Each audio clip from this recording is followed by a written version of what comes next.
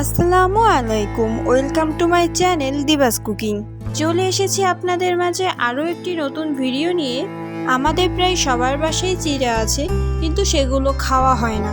আপনারা সবাই এইভাবে চিড়া ভেজে খেতে পারেন। আজকে আমি বানাবো চিড়া ভাজা। তাহলে চলুন ভিডিওটি শুরু করে দিই।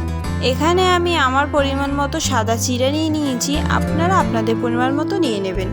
এরপর আমি চিড়াগুলো ধুয়ে একটা জালিতে ঝরা দিতে দিয়ে দিয়েছি। এরকমভাবে যদি আপনারা জালিতে চিড়াটা ছড়া না দেন, তাহলে চিড়াগুলো দলা পেকে যেতে পারে। এখানে আমি একটি কড়াইতে পরিমাণ মতো তেল দিয়ে দিয়েছি, তার মধ্যে দিয়েছি পেঁয়াজ কুচি, কাঁচামরিচ কুচি। এবার এটাকে একটু ভালো করে ভেজে নিতে হবে।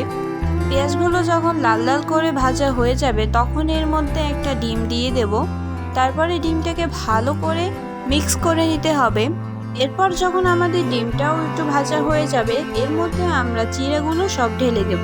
আর এখানে আমি একটু হলুদ অ্যাড করেছিলাম। আপনারা চাইলে হলুদ দিতে পারেন, আবার নাও দিতে পারেন, এটা আপনাদের ইচ্ছের ব্যাপার।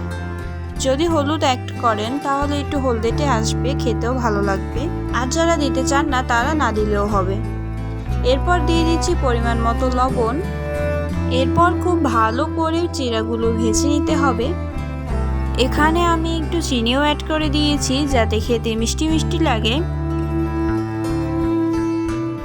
এরপর চিড়াগুলো কিছুক্ষণ ভেজে নিলেই তৈরি হয়ে যাবে চিড়া ভাজা।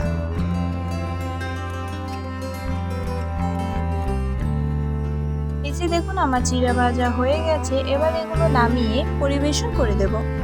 দেখুন কত সুন্দর দেখতে হয়েছে, খেতে অনেক মজাদার হয়েছে। আপনারা অবশ্যই এটা বাড়িতে ট্রাই করবেন। আপনাদের যদি আমার ভিডিওটি ভালো লেগে থাকে, তাহলে লাইক, কমেন্ট, শেয়ার এবং সাবস্ক্রাইব করে পাশে থাকা বেল আইকনটি বাজিয়ে দেবেন। আজকের ভিডিও এই পর্যন্তই। সবাই ভালো থাকবেন। আল্লাহ হাফেজ। দেখা হচ্ছে অন্য কোনো ভিডিও নিয়ে।